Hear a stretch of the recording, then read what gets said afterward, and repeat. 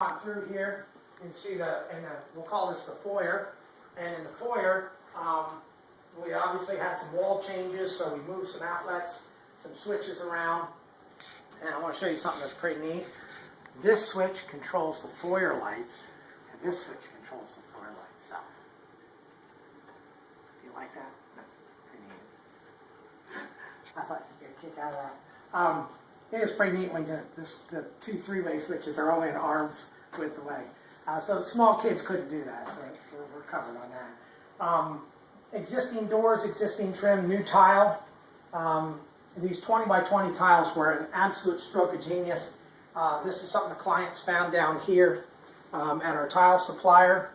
They had already picked a tile out, something similar, but with these 20 by 20s, it was just enough more square area on each tile that there was no need to cut the end tiles. I don't know if they just didn't tell me that, and they actually worked the measurements out themselves, but it actually fell center of the sink, and then we had a non-cut tile down there at that end, and we didn't have to cut down this end, so that was just a stroke of genius. I'm going to give that one to the homeowners. And then we've got our laundry room in here. All we did really in here was paint. This already had a stacked unit in it, all hooked back up. The homeowners chose to put some stainless steel hoses on here, and I think that's a real good idea. When you're an absentee homeowner, I think there's certain precautions that you can take that are fairly inexpensive, that are worth doing, because you're not going to be here a lot. We have, in conjunction with the company that we also have an estate management company called Estate Services, and one of our brothers that runs that company, he manages some estates that are 6,000 to 7,000 square feet. And you really do want somebody checking in on places like that. They've got 3 laundry rooms in that house, 2 kitchens. It's a mess if something small goes wrong. With here, there's a few things you can do, like your supply lines on all your faucets and your plumbing items, your toilet. Make sure that you put stainless steel on. It's less likely to burst. It just kind of gives you that a little bit of extra security. That's really one thing about it. I do check on homes down here quite a bit, just because there are a lot of folks that live out of town, and when they come down here, they don't want to deal with a mess. They just want to come down here and relax. If we come into the bedroom here, we got that same flooring. It's got that little bit of creak to it, and obviously this flooring supplier says this creak will settle down, but it's going to take several months for it to do that, just because it still is floating over some of the areas. Some of the gypcrete is inconsistent, and it's not a real flat floor. So you got some areas that float up a little bit. He says, somewhere 4 to 6 months, a lot of that will settle down. Some of it may never go away. It's just it's just what you get with an engineered floor that has to float. Changed out the closet doors here for those lovely mirrors that were here. New fan. We skimmed the ceiling here and took all the acoustical popcorn out of here. We've got the original furnishings that were in here, which now just really pop with the room. They really look good. That's an interior designer term, just want to let you know, pop. Original drapes. She hung up these valances. These valances now, everything just really ties together really nicely. It was very comfortable. I'm almost kind of getting sleepy here and kind of tired. And then we come to the final room, and let you into the bathroom here. And obviously new flooring. We carried this flooring throughout. I want to show you a little detail. If you want to bring the camera in here, and let's look at this transition. We have a transition here.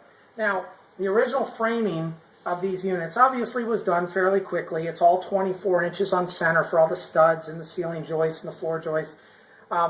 So because of that, we always run the risk of one room being slightly out of square. This room's about 7/16 of an inch out of square to the rest of the area. So instead of just keep running our tile off, what we did is we created a transition. And now when you step into this room, the transition just feels like a natural transition. And then you step in here and the tile's square. with the toilet. It's square with the tub. It's square with the vanity, and it's square when the doors are closed. It's the probably the best option when you're dealing with walls that are out of square. Sometimes trim hides it. Sometimes shoe molding helps. Sometimes shoe molding just looks like you're trying to cover something up. So we always choose not to run shoe molding on tile. We just don't like it. We think with hardwood floors it looks great. It's a nice little added element to put down, especially if it matches the flooring. It's kind of a nice deal. But we're just not crazy about it in a bathroom situation. It's one more piece of wood that can get wet. So we try to avoid that at all costs. We always caulk our baseboard into the tile, and it just makes it look more seamless. Another option that you could do is you could run like a mop board out of tile. We didn't do that here. We got a 2-stage toilet here. Number 1, number 2. Nice toilet. Took us a couple tries to get it right, but we got it right. Here's basically what I think, other than the kitchen cabinetry and tops, this is the centerpiece of the project here. All the subway tile, 6x3 subway tile, herringbone pattern. Then you got a chair rail, and then you got a brick pattern or a subway pattern running bond down below. And if you look up at the ceiling, there's also the running bonds up there, and then we've got the border around. Nice choice in tile, very up to date. This is a very chic, desired style right now. We do a lot of this this kind of pattern. And then in the back here, we got some 1/2-inch tempered glass shelves. They have to be tempered by code. And so we got these 3 nice tempered shelves. It's a nice alternative to just a simple soap dish stuck on the wall, or the side niche where sometimes the stuff's kind of in your way. This is a 6-foot tub, nice deep tub, and nice satin nickel finishes on the fixtures as well. Satin nickel finish on the sliding door here. We had a little adjustment problem with this. Got the door guy back. He took care of it, has put some clear blocks in here, so we brought that back up to where it needed to be, and now it should be good. Nice combination in here.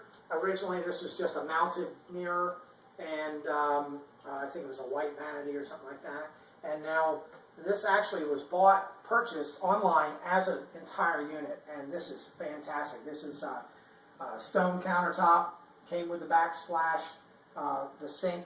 The sink is an undermount sink, and then we've got this this cabinetry here, all soft close hardware. So you can get a lot of this stuff you can get online now, and it's the same quality of stuff that we're putting in very high-end homes, but you can really shop around and kind of find something at a great price. Just nice, better options for homeowner. When we do selections, we do every selection as a separate page when we present things to a client. And what we'll do is I'll have all the plumbing fixtures. I'll say I can purchase them. I'll put a number together, gives you an idea of what those are going to cost you. And then we put them together as a selection allowance. The allowance just says, here's what I think these items would cost you if we were buying them in the store. Then I present that to the client, and it gives them the opportunity to go in and say, okay, here's what the numbers we have that are part of our bottom line, part of what this project's going to cost. And usually it's a pretty large percentage of the cost. This gives you the customer the opportunity to go back and say, hey, I think I can cut some of the costs here. I found this here, I found that there, and then you can have them shipped to the job site or shipped to your builder. That's what we did a lot. We had some stuff shipped to my house, my office, and then some stuff shipped right to the job site if we knew we'd be here, especially larger items. The only risk is, if something doesn't work, it's really on the client to take care of that issue. I know we had the toilet, and fortunately this client had done a lot of business with this website, so they had no problem gratuitously supplying him with another tank, and then we found the bowl also had some flaws in it, and they provided another bowl for him, and they did it in a really timely manner. So if you get lucky, I think that's a great way to go. We had absolutely no issues here. And then also, I know this is a lot of information, but you can pause and rewind. The door hardware hinges, knobs, handle sets, hooks, things like that.